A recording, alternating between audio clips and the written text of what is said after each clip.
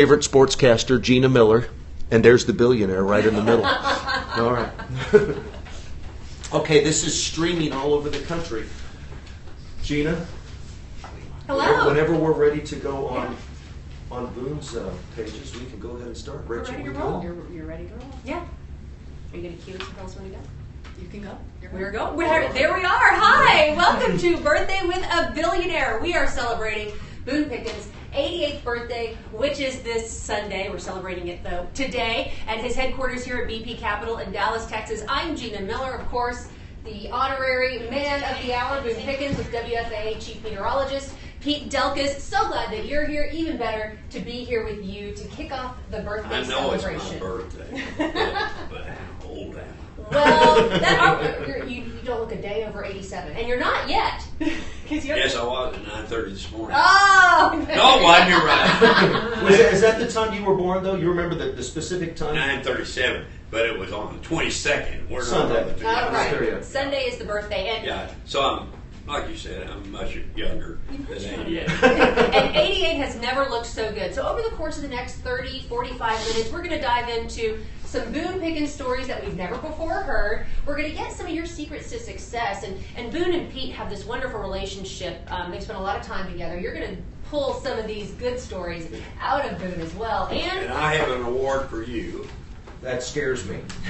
I'm not sure what that is. And we have some fabulous birthday wishes. If you want to join the conversation, just tweet us using the hashtag #BirthdayWithABillionaire. And can I go ahead and read one message that's sort of close to my heart? Do you mind? And I'm biased here because he's one of my favorite people in the whole wide world. That would be, of course, Cowboys owner and general manager Jerry Jones, who said the message: as the only two guys in Dallas who own football teams named the Cowboys, I am proud to wish Somebody helped him with that.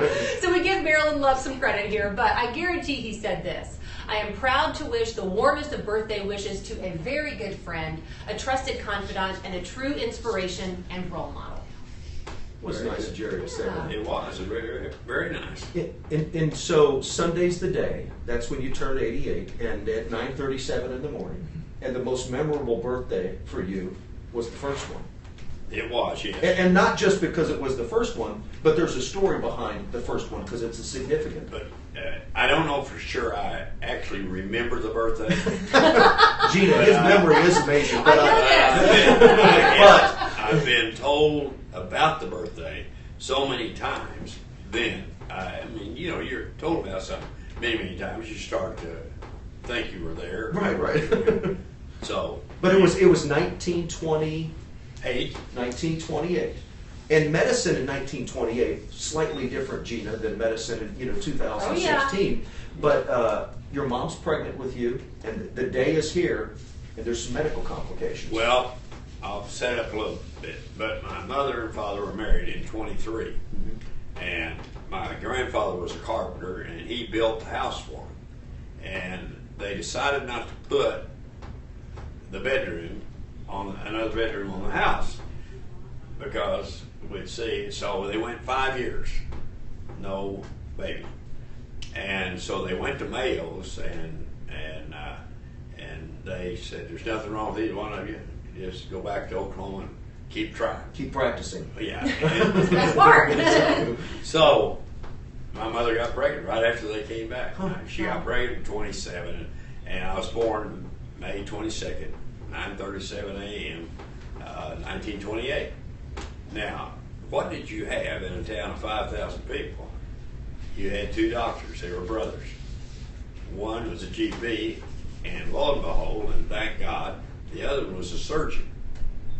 So my mother, the surgeon, had patients, women that were expecting, they just like the GP did.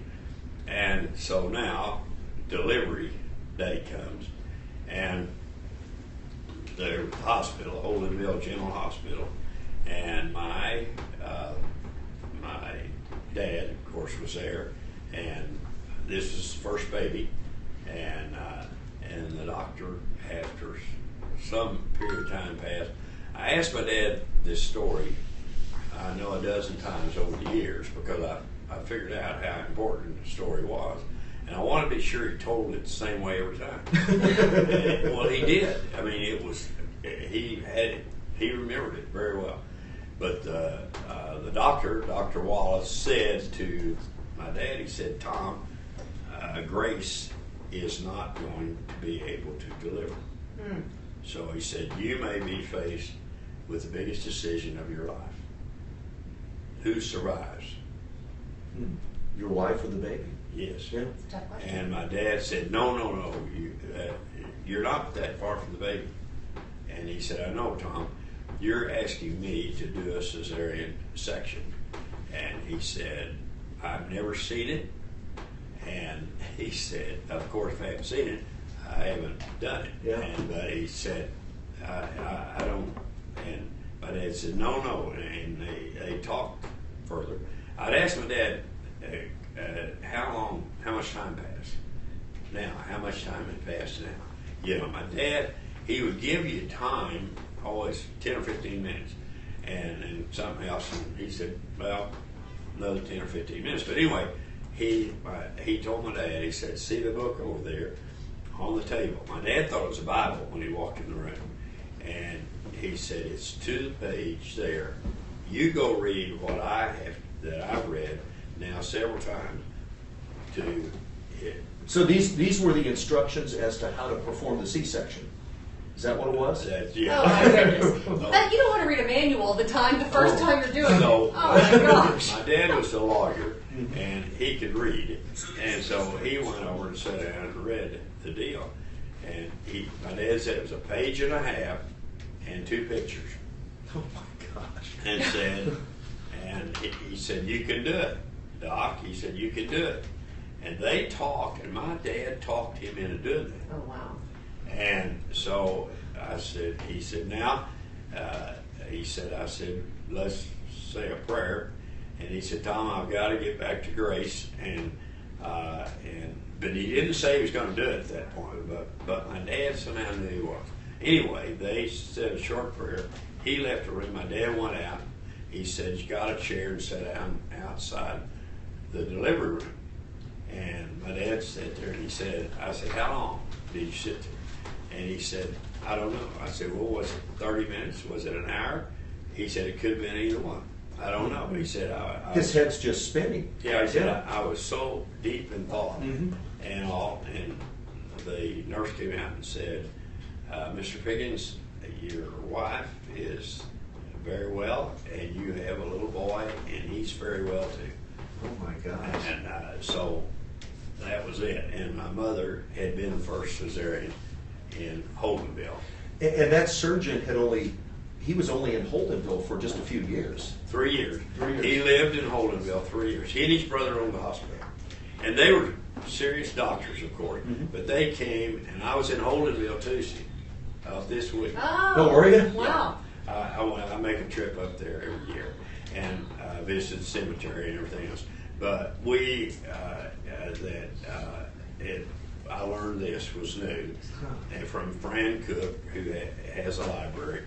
And Fran said, did you know that the Wallace brothers, when they came here and all, they bought the hospital and invested $20,000 in equipment.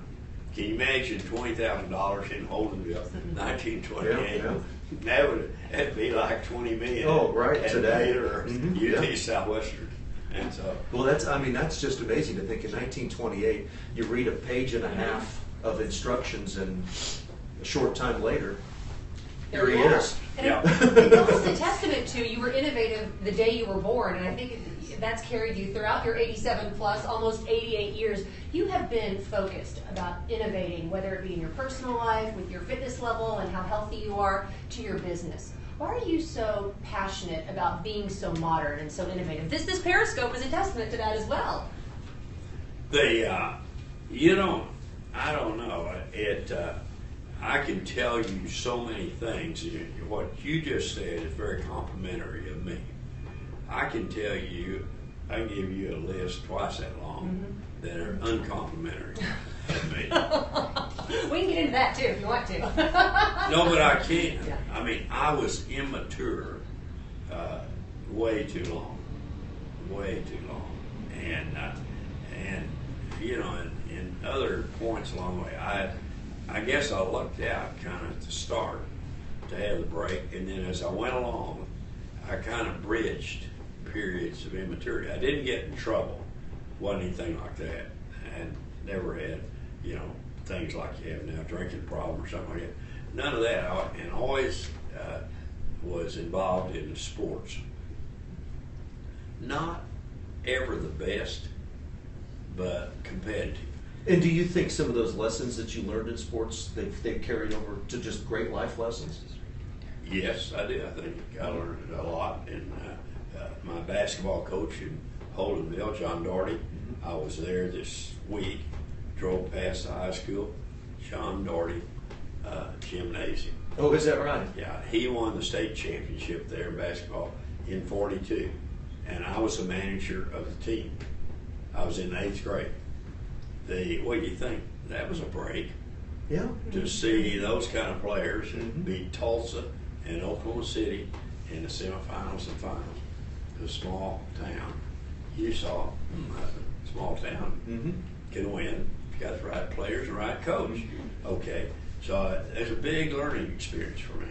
And then so that basketball leads into that manager position, leads into high school, that leads to Texas A&M. No. I didn't go to high school there. Right. But you went to play ball at A&M. Yes, but there was a step in between. Okay. In '44, my dad had gone broke in '39 in the oil business, and he had knocked around and done what he could, but he got a job with Phillips Petroleum in Amarillo, Texas. So we moved there in 1944, and I went to high school in 2 years in Amarillo. And we had a great high school basketball team. We got beaten in the finals in the last seven seconds at Austin. We played San Antonio Jeffers. And See, I'm telling you, his memory is amazing. Yeah, it is. And I don't know what I had for lunch yesterday, and he's telling me about his high school. This is the difference. Right. Okay, you're not old enough to remember, but there was a great football player at SMU, and it was Kyle Rowe. Oh, yeah. I guarded Kyle that day. No kidding. Oh, my goodness. Yeah, Okay. and I outscored him. Right.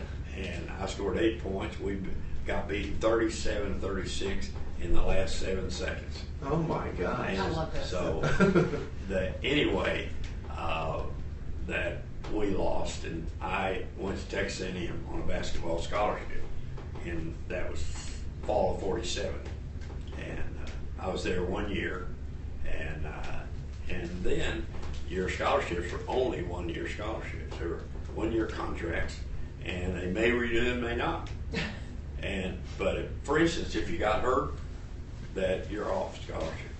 Oh, really? If you got hurt? That's right. Yeah, Huh. it was. That's how it was then. That's right. So, and I had a hyperextended elbow, and right at the last of the season, and didn't make spring practice, and but I think I was going to be cut anyway. But the players stayed. A lot of them, after they went off, they stayed. They stayed at school? But they stayed on the team. Oh, really? Yeah, and you could get back on again if you that's interesting. played up. And so, but Jewel McDowell was our best player, and Truett Mobley was another guard, a good player from Austin, and then a guy, if you're old enough to remember, Wally Moon.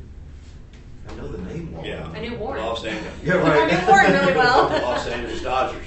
Okay. Oh, Yeah. that's why. Yeah. Baseball, Okay. Bentonville, Arkansas, and so he switched over. Bentonville. Huh. And so then I decided I would transfer to Oklahoma A&M then. Now, Oh, it was A&M then. yeah, and so I transferred to Oklahoma A&M in the fall of '48. And at that point, when you left, that was a pretty significant problem that A&M had to this day. Because I look at You mean Biggest mistake. they didn't want. I never will forget the day I came to Texas A&M.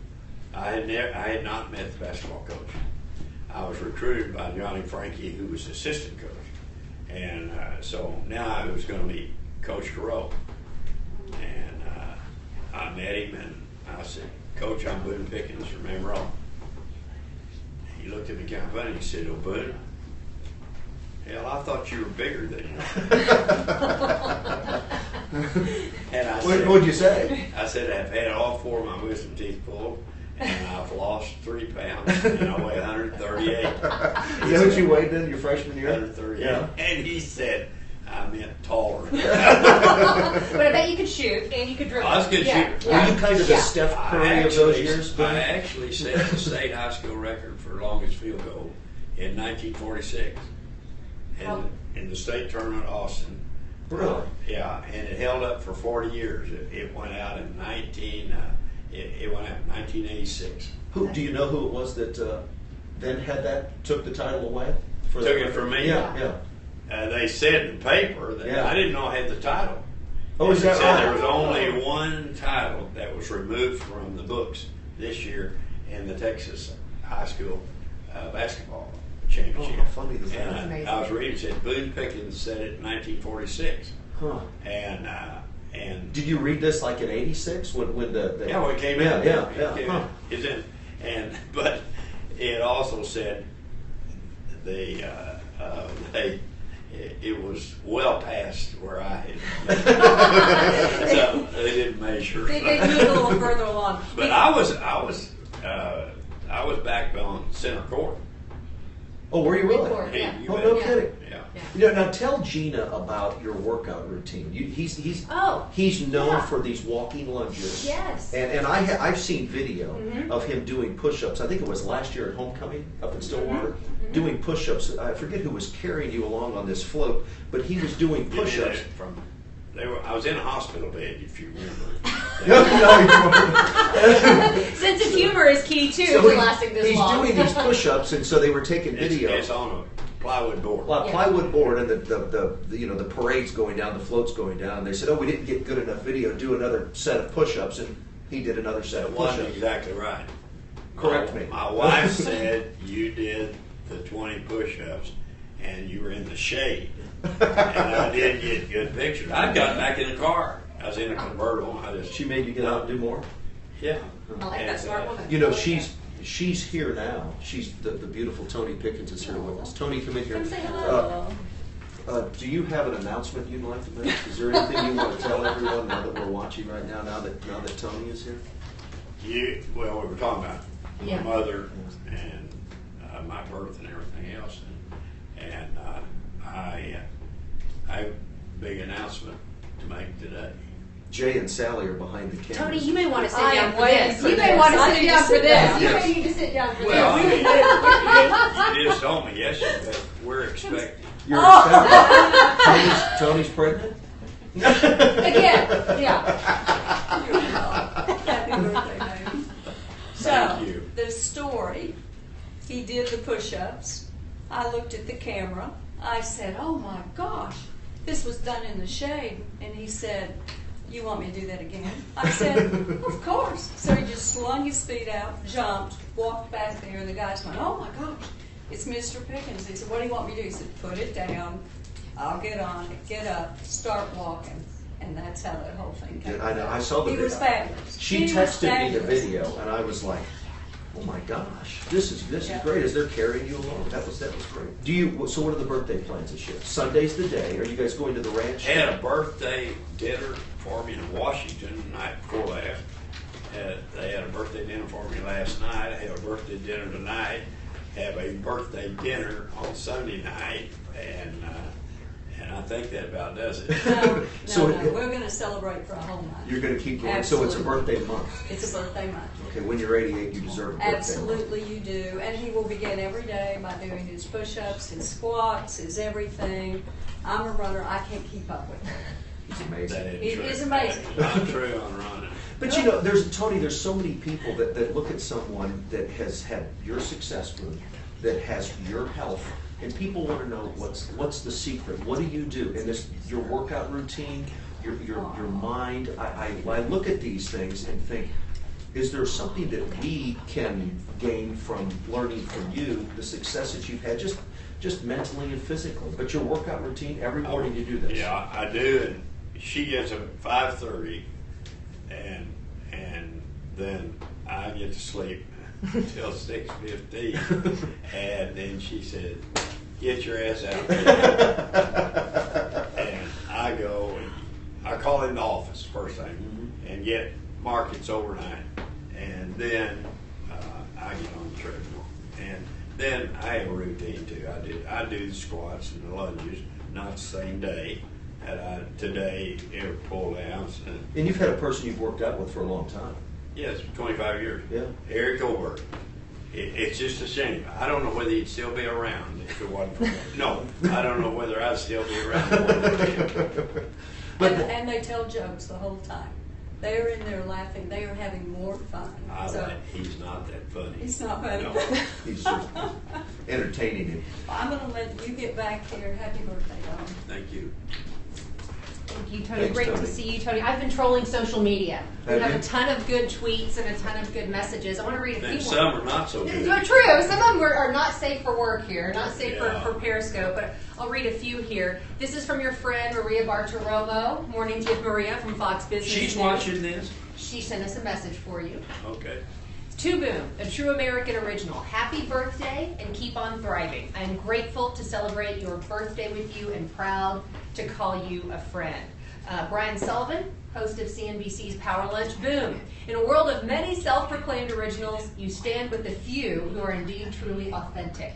An original who brands a burning imprint into everyone you meet. It is an honor and privilege to know you and call you my friend. I hope you have a Texas-sized birthday and some cake, and save some cake for those of us who can't be there to celebrate it with you. Here's to a spectacular year ahead, and best wishes from the swamps of New Jersey. Two more I want to get to before we move on, if you don't mind.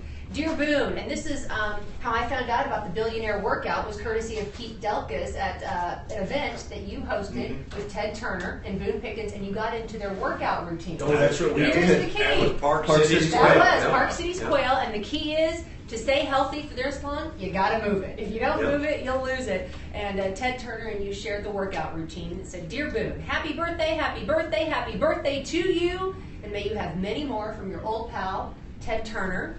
I have a text here from Dan Bailey, the Cowboys kicker, also former Oklahoma State Cowboys kicker. And he texted me and he said, Mr. Pickens is the man. And he did. Well, I'll tell you He what, did. that Dan Bailey can kick. Yes, he can. Yes, You know, he can. and Jerry Jones, when they took him, I told him, I said, you got a kicker, Oklahoma State, and he said, well, we got 4 people, and 3 of them are better than he is. And I said, well, let me tell you about it. One, he'll never embarrass you. Yeah. As an athlete or as a person, I said, he's a very good young man. I said, and he can kick. And now, they decided to take Dan. They said, well, we got to take somebody else because he can't kick long enough to kick off. Oh, you're kidding. That's right. But you know now? Yeah, right. I Yeah. mean, they throw it back out of the Right. stadium after Yep. he kicks off. Boy, she Yeah. heads south. Yeah. He sent us an email for you as well that I'll read here. And pardon me for just grabbing this. He said, Hey, happy birthday, Mr. Pickens. Wishing you a year of health and happiness. Thanks for all that you've done and your continued support over the years. Go Pokes as well. Please join the conversation using the hashtag #BirthdayWithABillionaire. We are now taking You know what, your Jerry? comments. You know what Jerry Jones and Dan and I have in common, don't you? Mhm. You heard it right first. Cowboys. Oh, the Cowboys, you both Both own the on the Cowboys. Again, the biggest mistake Texas A&M ever made was letting this Yeah, man yeah. go north of the Red River. It cost him $25 a month. So talk to me about how you think, let's start with the Cowboys and Jerry. What's your outlook for this upcoming season? It's going to be good. Yeah, Romo's healthy, he's had the surgery, he's kind of back on that road, right? OTAs? Romo's like Dick Cheney. Oh, I don't know where we're going with this. Huh? Dick Cheney told me last year, he said, Boone, I feel better than I've ever felt in my whole life. He has a transplanted heart. Mhm. So Tony Romo got his back fixed. And You know, it's amazing when you look at the comments about Tony Romo over the last few years, and you know, love or hate him. There was so much. well, you couldn't hate him. Right, but there was, you know, just thinking of the fans, people were upset with him and stuff, and then the guy gets hurt, and look at how that Oh team yeah, does. it's not so. 1-800 dial a quarterback. That's right. I I can hope- tell you, Tony Romo, listen, I felt for him. he didn't have much on an offensive line for a long time. For a long time. And he took the ball and started scrambling. Mm-hmm. And so I said, gosh, he's throws these passes. Man, you're supposed to get at least a few seconds Right. to find a receiver. You don't have to. And what he do? We went 12-4, wasn't it? Mm-hmm. Yeah. Could have won it all. And hopefully this year, with him back and that line's there, he's healthy. People learn. Well, we're happy to have him here, right? Yeah, it's not so bad. Now, what about Oklahoma State? How they Good passer. We have an offensive line. Yeah, that's always Where it all important. starts. Isn't it? We didn't have one. We didn't have one last year. That's where it all starts, with the offensive Yeah, line. that's How right. do you find the time to stay involved with so much? Because you know pop culture, you obviously know the business world, you know what's going on in this oil economy that has just gone all over the place for the past couple of years. How do you manage to keep up with everything? And not just with a passing knowledge, but a deep knowledge. I have a guy that's worked for me 25 years. He's worked with the trainer. But they give me injections throughout the night. Like intravenously? Yeah, Of knowledge. Of What- knowledge. is that what it is? Yeah, the markets, everything. Yeah. Knowledge drops. We can market. That's a new business Knowledge model. drops. Knowledge drops. We can market Knowledge this. That's interesting. It's a beautiful container. I bet it is. We got a message here from Becky Quick from CNBC. Becky Quick. Yes, I know you're a fan of hers. You know where she's from? K through 12. Tulsa. Ah, Really? she's a Tulsa girl. Yep. Okay, she wanted to Her say. dad is a geologist. Okay, makes sense. You know anything about geology? Yeah, I know. Answer me a question. I love that because his degree was in geology. Right. Well, sure. And it's just great to hear him I talk about spent these. 2 hours a day looking at Martin County, Texas, and it was, it was a good. I love to do that kind of work. Okay. Quick message from Becky here. Just wanted to tell Boone happy birthday to the youngest 88-year-old I know. As that woman from, quote, When Harry Met Sally said, I'll have what he's having. All the best, Becky. I agree with her. Yeah, I for sure. absolutely agree. Absolutely. Becky and I went to China together. I remember that. I do. One of your other friends, Roger Staubach, and his wife, Marion, happy birthday, best wishes to a great friend. Ann and Burns Hargis at Oklahoma State, best wishes here from OSU to our favorite cowboy. We love riding for your brand. Happy birthday, Boone, and go Pokes. First cowgirl. That's Ann Hargis, yeah. Everybody knows that. Got some great comments coming in here. Let's check out a few more. So tell me, Boone, what are the things, at 88 years, what are some of the things you've learned? Like some secrets to life, some things that us folks, people watching at home or at their office right now, what are some of the things that you've learned that have been a part of your success, that you feel like you can directly attribute to why you have been successful, not only in life, but just with health? Pete, everybody asks that question. I mean, that question is asked to everybody. Mm-hmm. What is it you do or you have that has served you so well? Everybody answers the same way. Yeah. They say, well, one thing you do, you don't ever give up. Yeah. Well, everybody says that. But it's true, though. It's not a cliche. I'm It's so true, though. old, I don't have anything original anymore. Somebody's already said it. Your perseverance is original, though. That is true. But I don't give up, and I enjoy what I'm doing. Somebody said, well, you enjoy every day? Of course not.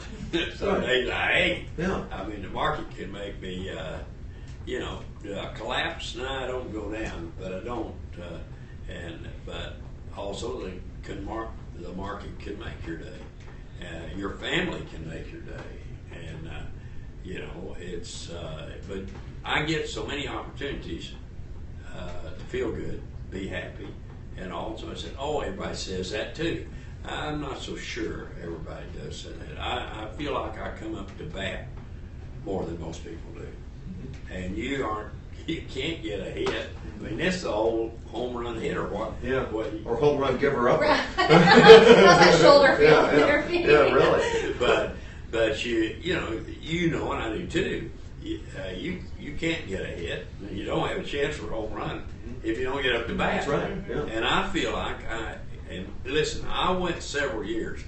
Whew, I'm telling you that I felt like well, it was 90, 94, 5, 6, 7, 8. Those years that I felt like they never said, you're up. I mean, it just didn't happen. And then in 2000, 01, 2, 3, 4, 5, it was like I could get up to bat for baseball with a fly rod in my hand. You could only hit him out of the park. And knock it out of the park with a fly rod. Right. You know, and of course I couldn't do that. But I got that confident, and I'm back at that same thing now. I really am. I mean, this is a year for us. I like that optimism. Anybody who's in your space likes that optimism as well. But you're truly a testament, though, because people on the outside think that success in this journey is linear, right? They think it's one straight trajectory towards the top. You're a testament to the fact that is a joke. that is not true. Yep. Can you maybe impart a lesson and you touched on it in the 90s. We know how bad things got there. Can you maybe impart what it is that is the drive and the motivating thing that keeps you fighting and keeps you persevering? Because it's not easy. A lot of people could go a different direction. You chose not to. What kept you driving and going in that direction? I'm not going to fail. So what was it? Was it that fear of failure that kept you moving forward? So I'm not afraid of things. Yeah. But I just Didn't want to fail. That's right. And I grew up, 3 women raised me. See, when my mother had me, they said a woman can never have 2 cesareans. Yeah, I had one daughter and 3. So, but they, didn't know then. Yeah. So, and also when I was born, that was the Depression years, and people didn't have but one child. So it all fit for me to not have brothers and sisters. And, now we're down to it was, well, you're the only one. My dad would always say, you're the last button on Gabe's coat. So you better make it work. Yeah. Yeah. Yeah. So you're the last button. I got that. Yeah. Whatever Gabe's coat and all that stuff, I don't know. But I was the one that had to, and it's just, and 3 women raised me, my grandmother, my aunt, my mother. My aunt was my school teacher, and but those women, and they were raising another boy, my cousin, and my aunt was a widow, and he was so much smarter than I was. I don't say this any way but 100% accurate. He was so much smarter than I was, it was unbelievable. It was scary. Now I have to compete with him. But he had no interest in sports. Music, he was very, very good student. PhD, Michigan State, and I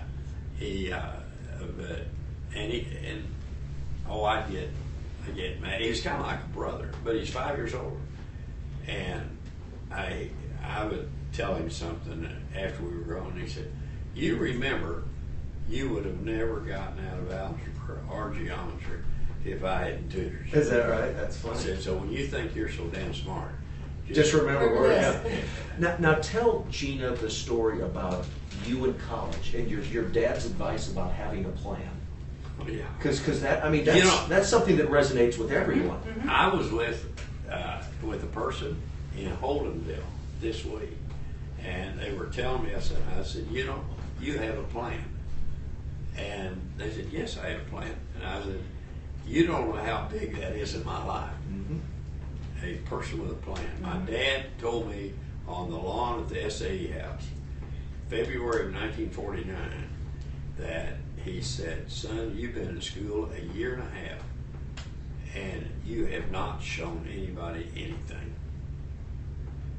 And I knew we were in deep.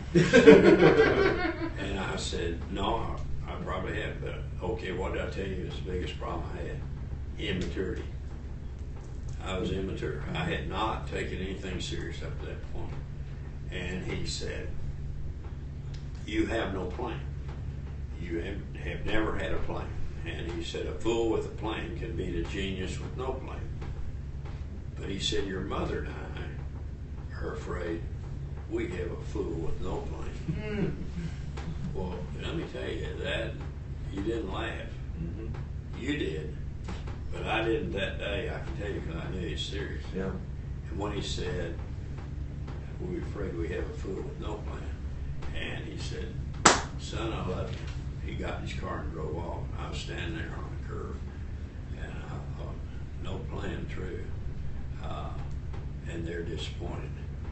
And I have not taken anything serious up till now. And I did I had about 24, 48 hours.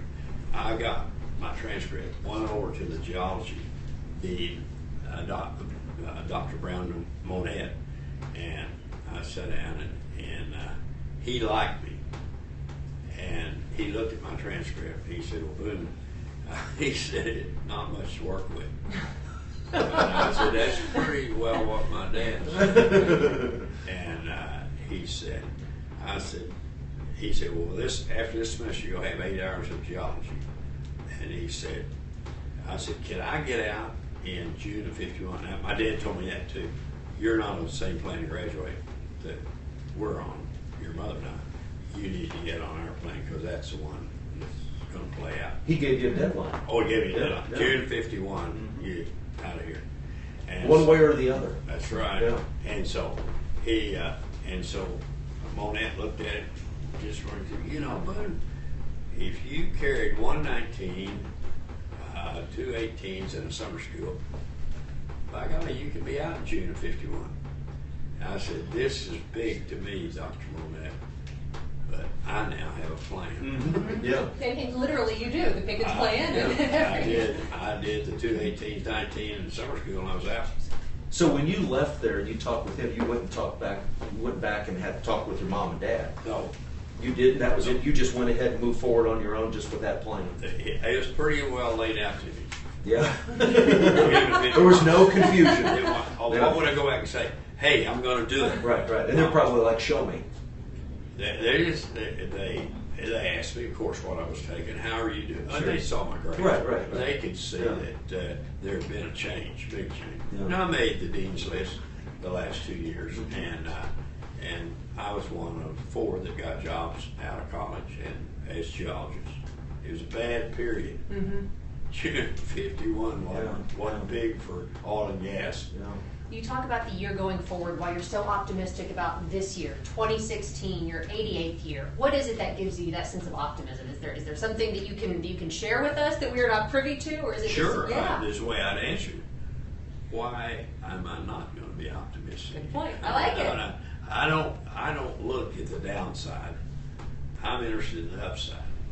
Do I think I can get the downside? I know I could. I have before, and I get off of it as fast as I can. But I never start out thinking, could I fail? Sure, but That mentality. I mean, I'm going to win. I'm not going to lose. And I still remember Mr. Iba. I played basketball at Oklahoma State for a minute, Oklahoma A&M for a minute, and he said, "Boys," he said, "look like a busher, play like a busher." I remember that. I remember the other thing that he said, "You show me a loser." I can't remember now. All the ones I've drawn on you. But if you think you're going to lose, you're going to lose. yeah. If you think you're going to lose, you're going to be a loser. Is what's going to happen. And I don't have it quite right. Oh, see, that's what happens when you get old. That happens to me now. I wish I was where you are. But it drops out on you. It'll come back. I think you're doing fine. Yes, exactly. Yeah. If you want to comment, please, and share your birthday wish for Boone. You see what Hashtag some birthday of these are. with a billionaire here. Have a few more comments from Leanne and Alan White that share. I know them well. I had dinner with them last night. Oh, here they go. You know where Leanne's from? Monette, Arkansas. I did not know that. I know their daughter quite well, actually. Leanne and Alan White passed this along. He tells the story of making an Eagle 2 on the 11th hole at Augusta, wearing your Masters pullover today. This is probably one of the most difficult holes on the course. Says he used a driver and a 5-iron. It wasn't that day. Oh, it wasn't that day. No, it was the easiest hole. Okay, of course it was. Of course it was. Now, if you know Boone sometimes, he stretches things just a bit. Truth be known, it was a driver and a 3-wood from the ladies' tees. Are you playing from the ladies' tees? We're breaking news here. You don't understand about Augusta. There are no ladies. There we go. There we go. Alan White stretching the truth. Alan, that's true. That is true. That is Women true. that are members there, and we have 3. One I can't remember. Condi Rice. Connie Rice, Yeah. and Darla Moore, and then the third one I've never met. She's IBM, but Condi Rice, they go ahead and tell some pretty raw stories at the Jamboree, and that's the member party, and most everybody's there. It's a big deal, and I was sitting next to Condi Rice, and I don't know whether to tell the story or not. Well, you have to now. Okay. We're getting the go-ahead. You have to. But I'm sitting next to Condi Rice, And Tony's hand is over her mouth, by the way. She's scared over there. There was a video that had been done for the Jamboree. And it was Jimmy Dunn from New York and Stanley Druckenmiller from Pittsburgh. And they were on it. And Jimmy's a little older than Stanley. And Stanley said, you know, Jimmy, I have some questions for you. What can I expect as I get older? And you know, I'm having more people ask you that? What can I expect? And I have, you know, I don't do any jobs anymore, but I do charge for my time to sit down with people and tell them what to expect as they get older. So what do we owe you after this? Yeah, I was going to say, Wait, what do we owe you? going for a while. I hate to see what his hourly rate is. Anyway, Stanley said, what about your bathroom habits? And Jimmy Dunn said, I don't have to urinate till 6 o'clock in the morning. And, Just wonder where this is going. And Stanley said, well, that's not too bad. And he said, and bowel movement. And he said, I don't have bowel movement till 7:30. And he said, gosh, that's good. He said, not exactly. I don't get up until 9. And I'm sitting next to Condi Rice, and I said, Condi, do you know where you are? Like that. It tightened up, and she said, Boone, I know exactly where I am, and I've always known where I am. I am in the greatest golf club in the world, and I am glad to be here. Yes, I know where I am. I'm at Augusta National. I said, boy, you got the right answer. Yeah, no kidding. She's brilliant for a reason. Oh, she is. Brilliant. Boy, she hit that one out of the park. Have you ever heard her? She's apparently a classic pianist. Have you heard this when she's down there with the guys? She ever just, because I've heard that occasionally she will do this at different venues, different I've events. never seen her play, and the only time that I see her is at the Jamboree, because there are 4 parties here: opening party, closing party, governor's party, and Jamboree. And I always make Jamboree, and so I always see her there, and don't make the other 3, or not. I make 1 or 2, but anyway, and I don't play golf anymore, so I seldom bump into her. But I know what she's talking about. Yeah, she can. She can play. Yeah. Well, I'm guessing that Condi Rice falls in the category of blow up the ball. Throw it up in the air and tell her what game it is. Yeah. And we'll find out if Condi Rice can play that game. She can play it. Yeah, Whatever. because isn't she also on the? Is it the college football? College Yeah, football playoff board. do you know Yeah. where they meet every week? Here. That's In right. Irving, Texas. That's Yeah. right here in Oh, their Dallas. headquarters. Oh, okay. Well, Dallas. Or- that's, I don't know whether it's a headquarters, but they met last year every week right here. So where do you think, thinking of college football, where do you think, I mean, I'm thinking Ohio State, Michigan, I mean, if you're going to give us a preseason ranking, anything off the top of your head that you're thinking, as far as college football rankings go, this early in the season, spring football? Well, Ole Miss beat us in the Sugar Bowl last year. I ranked them in the top 30. Yeah. we made them look pretty good. Mm-hmm. I don't know. I watch our team closely, of course, and I'm interested in the Big 12 teams. And you have to watch Alabama. It gags you, but you have to watch them. Do you know Nick Saban? I've met him. Have you? But know him? No, I Yeah, don't know him. And it's, you know, you look at Urban Meyer. Mm-hmm. I met him one time. It was at the Kentucky Derby. He was coaching Florida when I met him, and had a real interesting conversation with him. It lasted 30, 45 minutes. But he's a very impressive guy.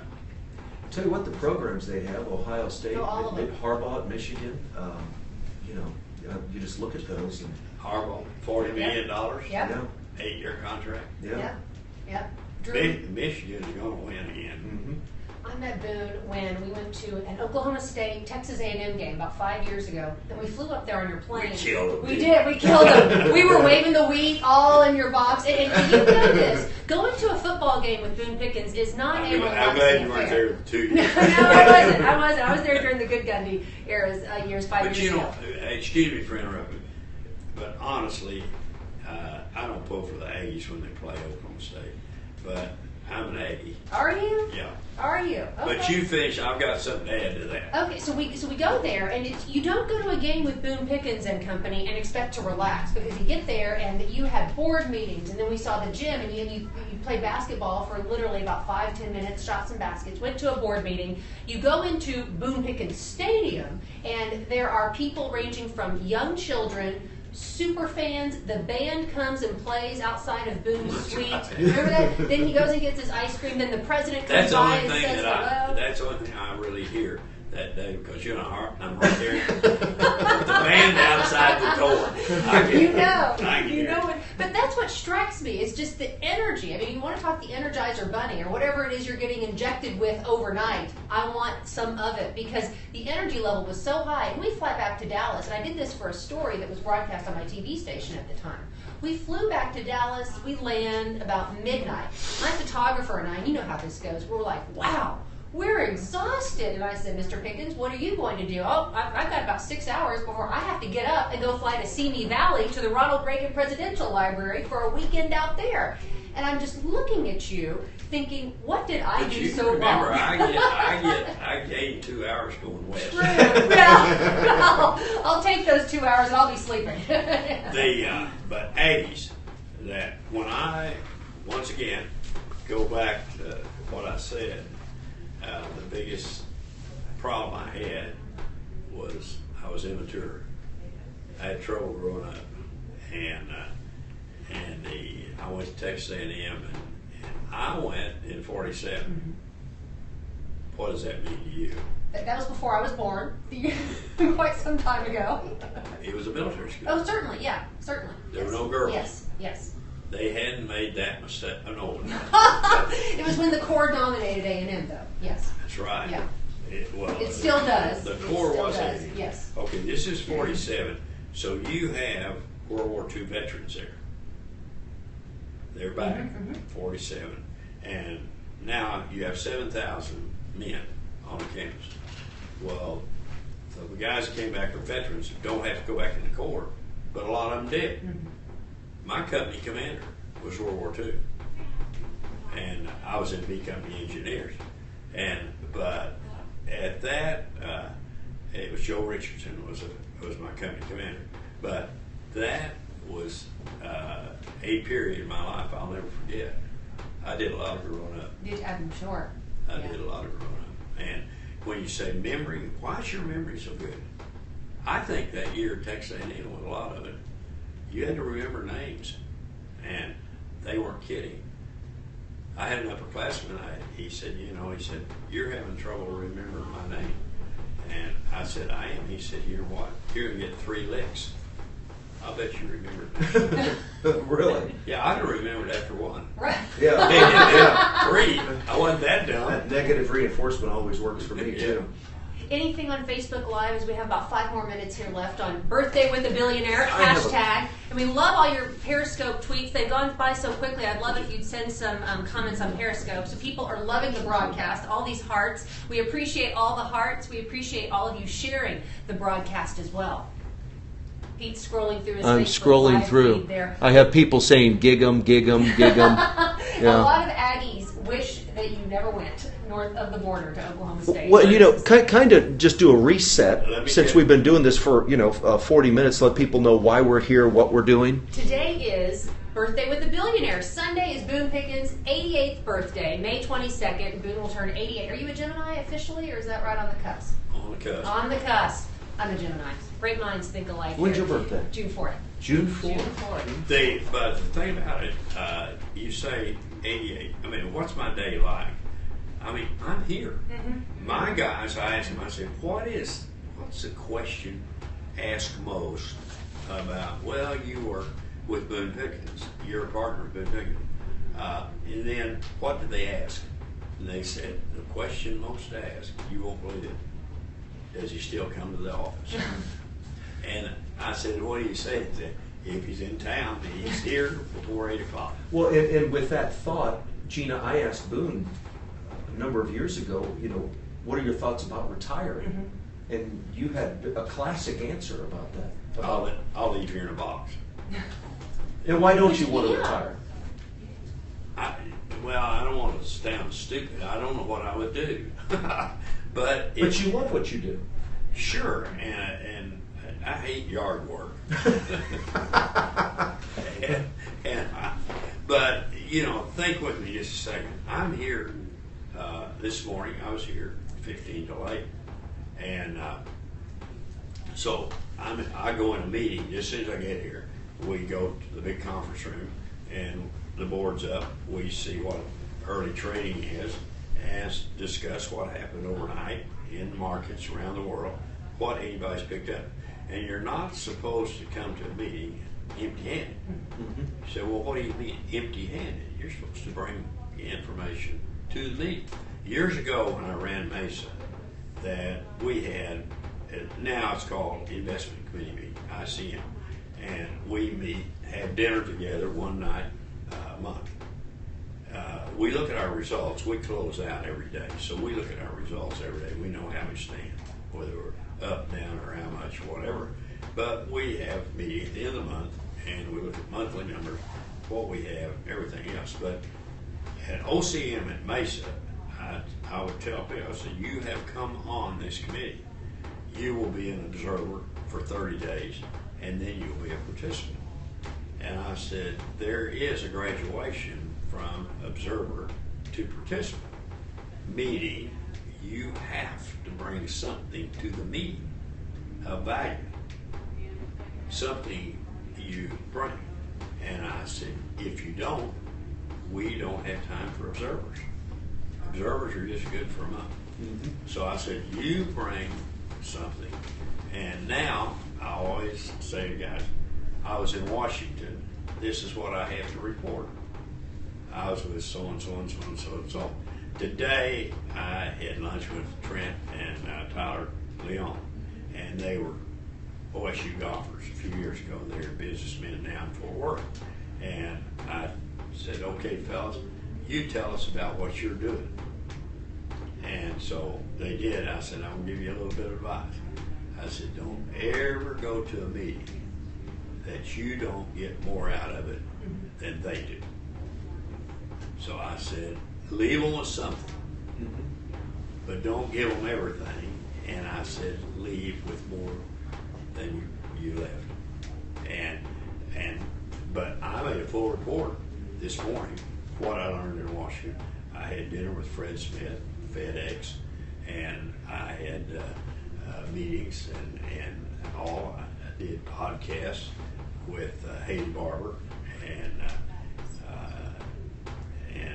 General Conway.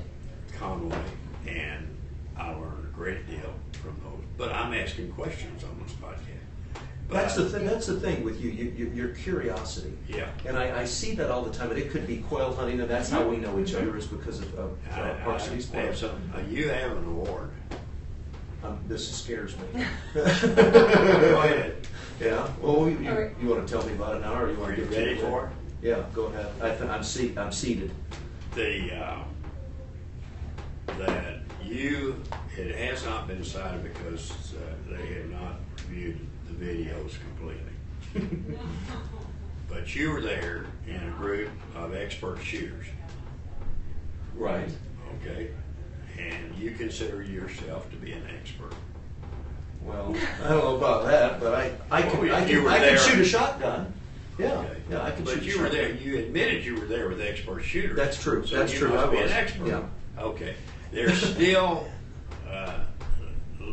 you reviewed it, but you could have been the high man on that shoot. On that shoot. Yeah. Pete Delkus. And it has a real reward to it. Reward? No. Award. Pete's getting paid. At some point, Pete's getting paid. That if you were The high man. the high man, then you get next year 3 days to hunt with your 3 best friends.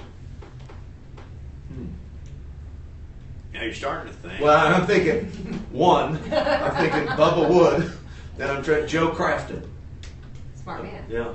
Very good. Yeah, but the thing about it is, you're also thinking, how can I leverage that and find more hunters? That's right. See how he thinks. Exactly. You see how he thinks. Damn right. Yes, it's about leverage and Yeah. parlay. That's A, right. a lot of people on here on Periscope, they want to get your thoughts on oil before we wind this thing down in a couple minutes here. They want 120 oil. What are we going to see here over the course of the next few years? Did you say 120? That was one of the questions we had in here. 120 oil.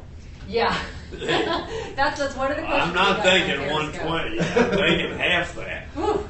Yeah, I think you got a good chance of being 60 by the end of the year, and but you will be 50. You'll make 50 by the end of the year. That sound you hear is all the oil men saying thank you. Well, they've heard you Yeah. say it. Yeah. But I can tell you that you shut down the rigs. And I can tell you, when you started up, women run the oil field, if you didn't know that. And when that guy comes in, roughneck driller two pusher, comes in off that rig and says, well, we're laying her down. They know what laying her down is. Your mask goes down, rig stops. Everything. How long? Oh, I don't know. It won't weigh down long. Listen, women are smart, and they watch the price of oil too. And they see oil price going down. The rig isn't going up for us. You know what they give that old man free time? He gets 1 week to drink beer and look at television. And then It's time to go back Time to go to work. Yeah. said, well, the rig Back out isn't. He there. said, Yeah. you find something else. Yep. But we're going back to work Yep. because Well, we're not out of food, but Yeah. But these oil prices, I mean, it's had such a far-reaching impact. well, you bet it has. Yeah. You lost 200,000 employees. But when they go to work again, wherever they go to work, that they're not real quick to leave that job to go back to the oil field. Because the first question the wife's going to ask is, you say you're going to start up again? Where's the rig going to be? Right. 75 miles east of here. Oh, wait just a second. Yeah, right. And 75 miles east, that's 150 miles. You're driving 2.5 hours a day back forth to work. The impact on the family. Yes, sir. Yeah. And said, let's just wait till we get closer to home. There are other rigs. These guys can work on 1, 2, 3. I mean, doesn't make any difference. Same equipment, same job, everything else. So it gives them a choice. Wait on a rig closer to home. And what they like more than anything, that you get a 10-well contract that's 10 miles from home. That's what you really like to have, and that makes life a lot easier in the oil field. But oil field workers are good people. I worked with them. I roughnecked when I was 16 years old for Romie Adams and Earl Evans in Holdenville, Oklahoma, and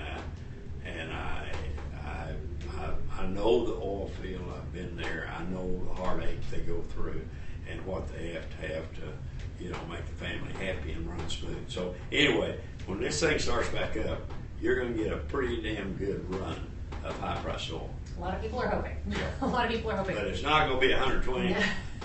Sorry. I hope 120. That'd be a birthday present. Well, if I could see $5 natural gas.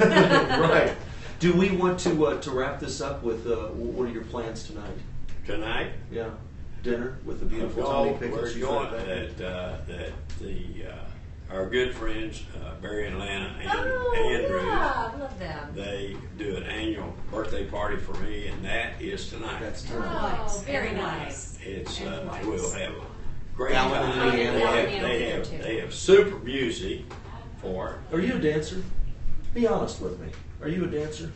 I saw him dance in front of the band. I saw him dance. All right, just a second. When you're an only child, I got to go back to childhood, that your mother thinks that you are going to do everything well.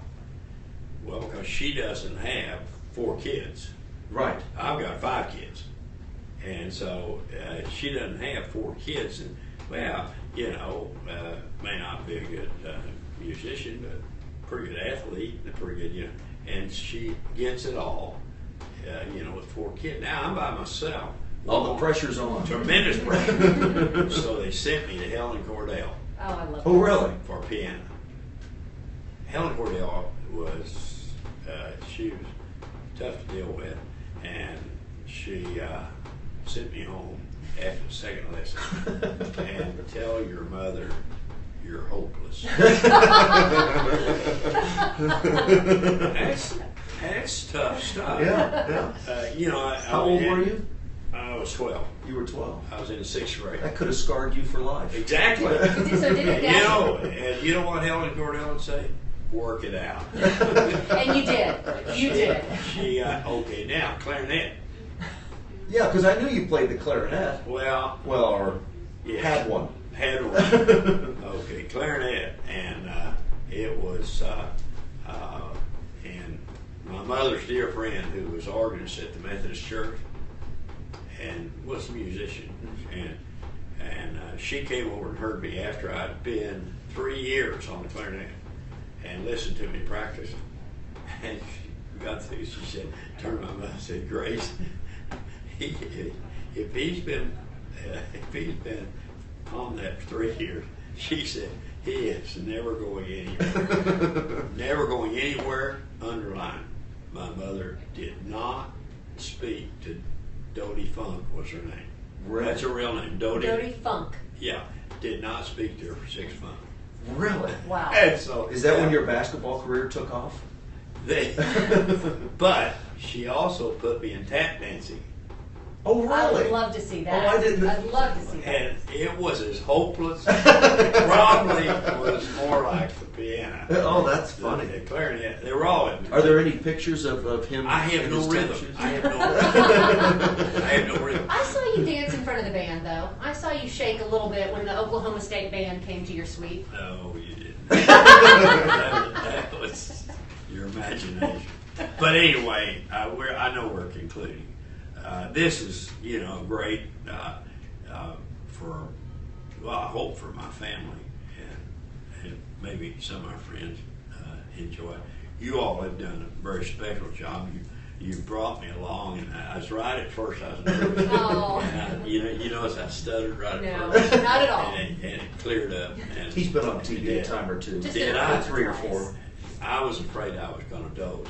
But you all kept it so. You've kept me awake. It's my nap time. Yeah. That was a late night. That's right, You've that's got a right. late night. I've got Yeah. a 4-year-old, so I'm in bed by 6. So I'm running third heading downstairs. Let me tell you, my wife's up at 5:30 in the morning, so I'm in bed at 7:30 at night. Well, Boone, happy birthday. Thank you, thank you. Yeah, very happy. This was an Gina, absolute treat. Good. Thank you. Let's do this every year. Let's do it. We'll do We'll it do next it. year. Oh, that's We'll do it. okay. I don't want to do it every year, but let's do it. Let's do it the next 12, We'll take it. and then we'll quit. Well, okay. The Well, next you never 12, know. That's right. Unless something interrupts. Nothing will. I will book it in my calendar. That's Keith. How right. about you? That sounds good. Thank you so much. Sure. This was a real treat. Thank you guys for joining us and watching. We really appreciate it. Finally, happy birthday. Happy Thank birthday. you.